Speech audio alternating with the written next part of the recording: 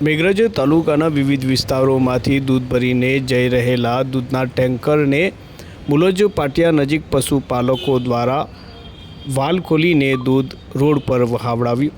આજે તારીખ 17 જુલાઈ સાંજે 5 થી 7 વાગ્યાના અરસામાં પ્રાપ્ત વિગતો અનુસાર મેઘરજ તાલુકાના વિવિધ વિસ્તારોમાંથી દૂધ ભરાવીને જઈ રહેલા ટેન્કરને મુલજ પાટિયા નજીક પશુપાલકોનો વિરોધનો ભોગ બનવું પડ્યું હતું। ત્યારે પશુપાલકો દ્વારા દૂધના ટેન્કરને રોકીને તેનો વાલ ખોલીને દૂધ જમીન પર ઢોળી દઈને વિરોધ નોંધાવવામાં આવ્યો હતો। નોંધનીય છે કે ભાવફેરના મામલે પશુપાલકોનો દેખાવ વધી રહ્યો છે, જેના કારણે પશુપાલકો ડેરીમાં જતા વાહનો રોકીને તેમાંથી દૂધ રસ્તા પર વેરીને પોતાનો આક્રોશ વ્યક્ત કરી રહ્યા છે। ભાવફેર મામલે પશુપાલકો રીતસરના લડી લેવાના મૂડમાં જોવાઈ રહ્યા છે।